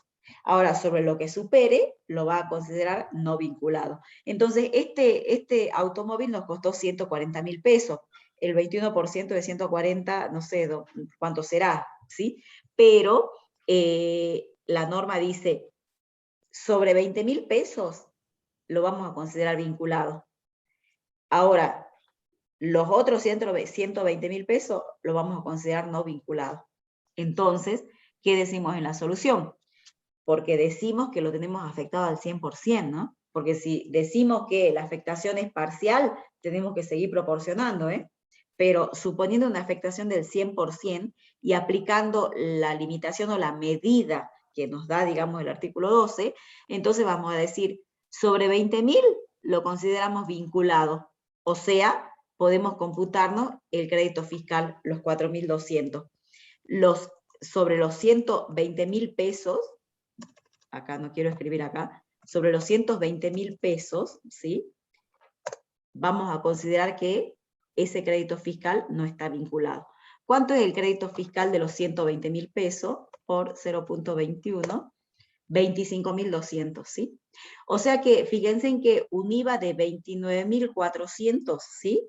Que tiene esta factura de adquisición del rodado, solamente nos podemos computar 4.200. O sea, los 25.200 van a pasar a formar parte del costo de adquisición del bien, pero crédito fiscal no nos podemos computar. Y ya quiero adelantarles otra cosa, ¿sí? Cuando a ese automóvil lo vendamos, ¿sí? Y supongamos que lo vendemos al mismo precio que lo hemos adquirido, 140.000 pesos, saben que el débito fiscal que nos va a generar va a ser de 29.400, ¿sí? O sea que me va a generar, cuando se lo venda, va a generar el 100% de débito fiscal. Y en el momento de la compra, por las limitaciones que nos impone la ley, solamente podemos computarnos 4.200. Por eso, digamos, en la actividad profesional, en general, asesoramos que cuando se den estos casos de adquisición de automóviles, ni lo afecten, por más que en la realidad le den el uso, digamos, de afectarlo, vincularlo a la actividad gravada, pero recomendamos que ni lo afecten. ¿Por qué? Porque por computarnos un crédito de 4.200, cuando lo vendemos tenemos que declarar débito por el 100%, ¿sí? Bueno, pasamos al último punto. Muy bien, bueno, vamos al punto 6, factura de hotelería por la estadía de 3 días del supervisor de la obra de desmonte indicada en el punto 1.5, ¿sí? Por un precio neto de 4.000 pesos masiva. Recuerden que el punto 1.5 es aquella que se efectuó el servicio de desmonte, donde se construirá un hotel boutique, ¿no es cierto? Entonces el supervisor de la obra tuvo que hospedarse en un hotel y pagó 4.000 pesos masiva. Este crédito fiscal es computable. Si vamos a la solución, decimos que no, porque acá aparece la limitación del artículo 12. Recuerden que el artículo 12 considera no vinculado a operaciones grabadas, no vinculado a operaciones grabadas. Artículo 12.3, locaciones y prestaciones que se refieren a los incisos puntualmente 2, que dicen los vinculados a hoteles, hostería, pensiones, hospedaje, moteles, campamento, aparo hotel y similares. O sea, todo lo que es hotelería no está vinculado a operaciones grabadas y en consecuencia no puede ser computado. ¿Qué son similares? Y bueno, la norma va tomando pautas de algún tipo de idea que pueda tener o vinculada a esa actividad, ¿no es cierto? Pero la norma limita también el servicio de gastronomía, limita otros servicios, salones de té. Y atención, chicas, atención, no se puede computar el IVA de las peluquerías. Una herejía, obviamente. No se puede computar el IVA de los salones de belleza, un sacrilegio, es inconstitucional, diría la contadora Liliana Romero, ¿no es cierto? Y similares. Similares puede ser, no sé, Catalina X, digo X para no decir el nombre comercial, para la atención de la belleza de sus manos, de la dama y el caballero. Se define estampa y elegante andar, decía la canción. Bueno, básicamente tengo limitaciones. ¿Limitaciones por qué? Porque la norma me dice que no está vinculado a operaciones grabadas. No está vinculado y es una, yo diría, presunción absoluta, en donde presume que estas operaciones de ninguna manera, pero de ninguna manera, puedan estar vinculadas a operación grabada, y dado que no se produce el vínculo, o ese principio de atinеncia causal, que también recuerden que forma parte de los principios para la procedencia de crédito fiscal, que esté facturado, que esté discriminado la regla del error, que esté vinculado a operaciones grabadas desde un principio, acá no se produce la vinculación. ¿Por qué? Porque la norma legalmente lo cercena. Obviamente hay ríos de tinta que escriben y manifiestan la ilegalidad de la norma, porque claramente, según el planteo, se podía probar que el servicio de hospedaje de hotel para prestar este servicio o poder ejecutar ese servicio estuvo vinculado, pero la norma lo considera no vinculado, como una presunción de carácter absoluto que me parece podría merecer la tacha de inconstitucionalidad, ¿no es cierto? Pero bueno, es un tema que legalmente la solución es que no corresponde, no hay precedentes jurisprudenciales sobre el tema, así que totalizamos los créditos fiscales, ¿sí? En la columna, en el monto de total de 82.225,50, pero solamente podemos computar, IVA computable, 26.575,50. Y vamos y te cedo la palabra, Lili, para el cierre y la liquidación final, y obviamente si hay preguntas en el chat para poder contestarlas. Solamente trasladamos los montos, porque en la columna débito fiscal ya fuimos, digamos, calculando los débitos, ¿sí? 201.000 los trasladamos, ¿sí? Ya hemos trasladado el crédito, ¿sí? Y luego los otros datos lo tenemos en el planteo, donde nos dice que arrastra un saldo técnico de la declaración jurada anterior de 169.000 y uno de libre disponibilidad de 34.000, ¿sí? Entonces, trasladamos esos dos saldos de la declaración jurada anterior, y luego también nos dice el planteo que sufrió retenciones en este mes de 3.000 pesos, Fíjense en que el saldo técnico resultó a favor de AFIP, 6.300 y pico, pero como tenemos saldo de libre disponibilidad, compensamos y ese saldo técnico lo neutralizamos y nos quedamos con un saldo de libre disponibilidad de 30.673. Esto es traslado nada más. Ahora yo voy a mirar el chat y dejo de compartir y vamos mirando el chat porque sí habían preguntas. Perfecto. Quedo a la espera de alguna pregunta verbal, si la quieren hacer, mientras Liliana lee el chat. A ver. Dice, ¿podrías repetir el artículo del decreto 1230? Y creo que eso es el artículo 2, Antonio, ¿no? 1 y 2. El artículo sustancial, el artículo 2. Bueno, 1, 2, sí, el 2 es fundamental. Los incisos A y B son los que se usaron para la solución del caso práctico. Artículo 2, inciso A e inciso B. Profe, ¿por qué lo convenido por las partes prevalece sobre el avalúo? La base es la base de obra. Claro, es la base del artículo 10. En realidad, prevalece en la medida que no sea inferior al avalúo fiscal. Fíjense que en el caso práctico, las partes convinieron que la obra equivale a un 80%.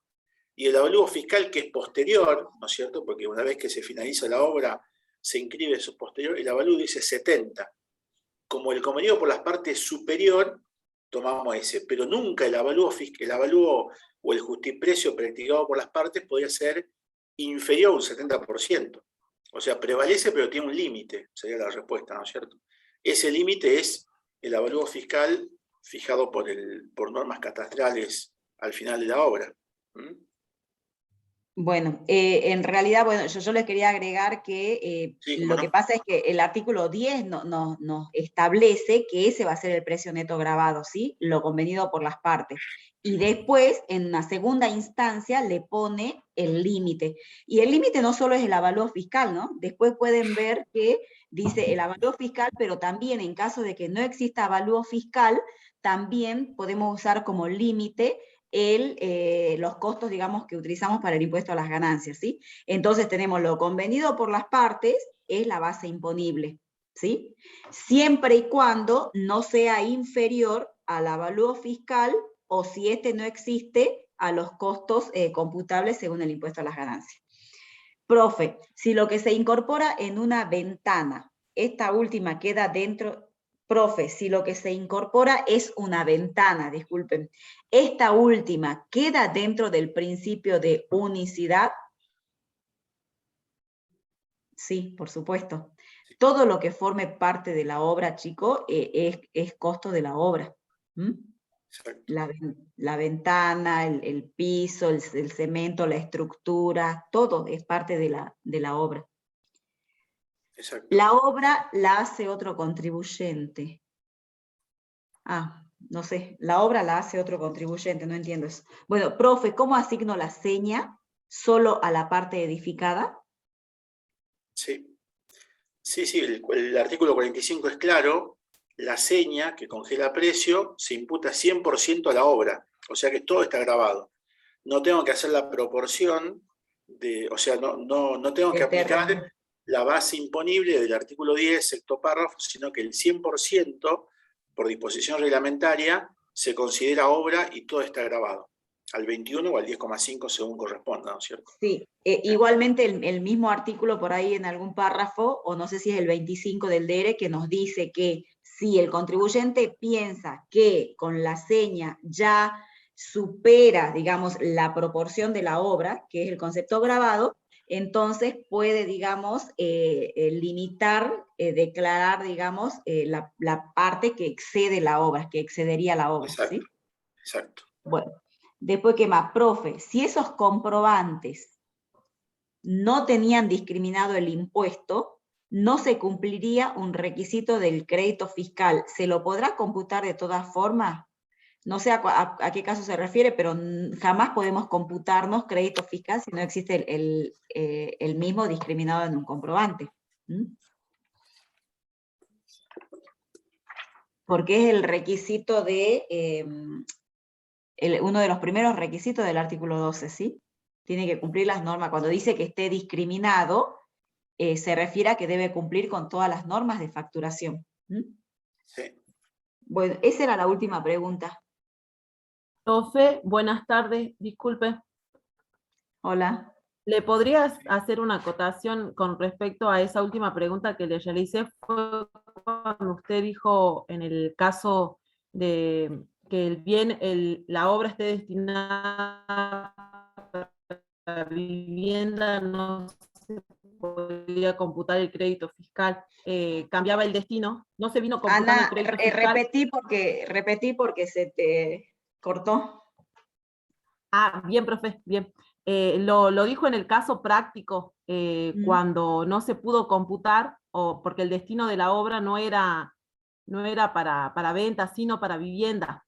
En ese caso no se computó el crédito fiscal, pero si al finalizar la construcción de la obra se la destina para venta, en ese caso no se venía computando el crédito fiscal. Cuando la vende, ¿cómo hace para recuperar esos créditos fiscales que no vinieron, no los venían discriminando en la factura? Tiene que ir a buscar los comprobantes, porque a los comprobantes no los tiramos, a los comprobantes los tenemos, ¿sí? Los tenemos archivados en el mes en que corresponda, porque lo usamos para impuesto a las ganancias también. Y la jurisprudencia administrativa sí nos permite o sí nos admite computarnos créditos fiscales de comprobantes que pertenecen a periodos antiguos, o sea, de atrás, y que este sería el caso. Buenísimo, profe. Pero en ese ahora, caso no estarían discriminados, o sea, el impuesto no estaría discriminado porque... No, sí, porque cuando va a comprar al corralón para construir esas viviendas que después las va a alquilar como casa habitación, ¿sí? Cuando va a comprar pide factura A. Siempre nosotros decimos a los clientes que siempre tienen que pedir factura A con IVA discriminado. Después, cuando cuando ustedes se sienten a hacer la determinación del impuesto, allí van a analizar todo el resto de los requisitos y de allí van a decidir si es que computan o no computan ese crédito fiscal, ¿sí? Pero siempre tienen que pedir factura A, siempre. Buenísimo, profe, gracias. Yo quería decirles otra cosa con respecto al mismo tema. Puede darse también que este mismo contribuyente comience a computarse los créditos fiscales porque tiene decidido que el hecho imponible va a ser construcción y venta. Entonces se viene computando los créditos fiscales. Pero después quizás llegado en su momento, ¿sí? Puede cambiar, digamos, también de opinión, ¿sí? Y no realizar el hecho imponible. Entonces ahí también hay que analizar, ¿no? De si hay que devolver esos créditos fiscales. ¿Estamos? ¿Cuándo va a realizar, digamos, esta actividad, ¿no? De dedicarse a la locación de exenta. ¿Mm?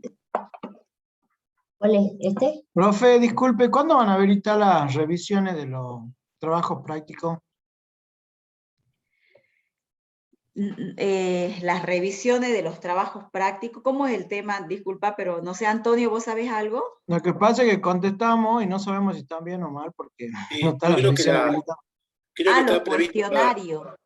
Sí, de los cuestionarios. Creo que está previsto para la semana que viene, Liliana.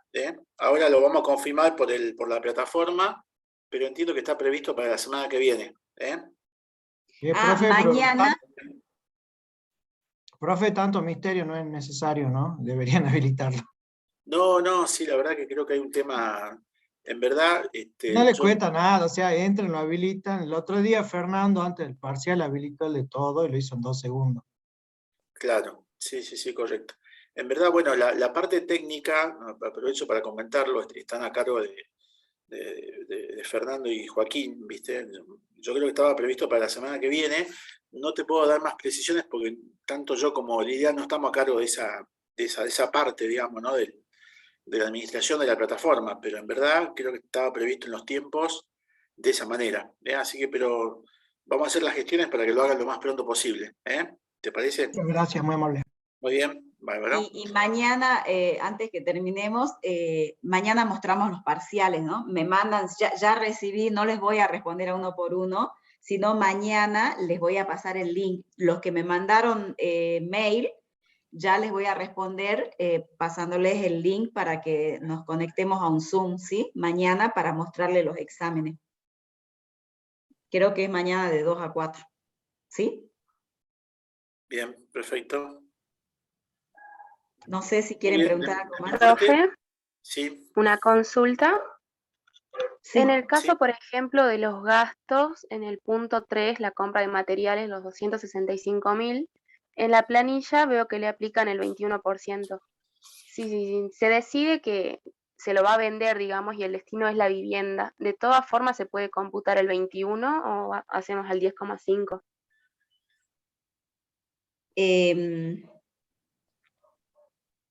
A ver, El insumo siempre está grabado al 21%, ¿no?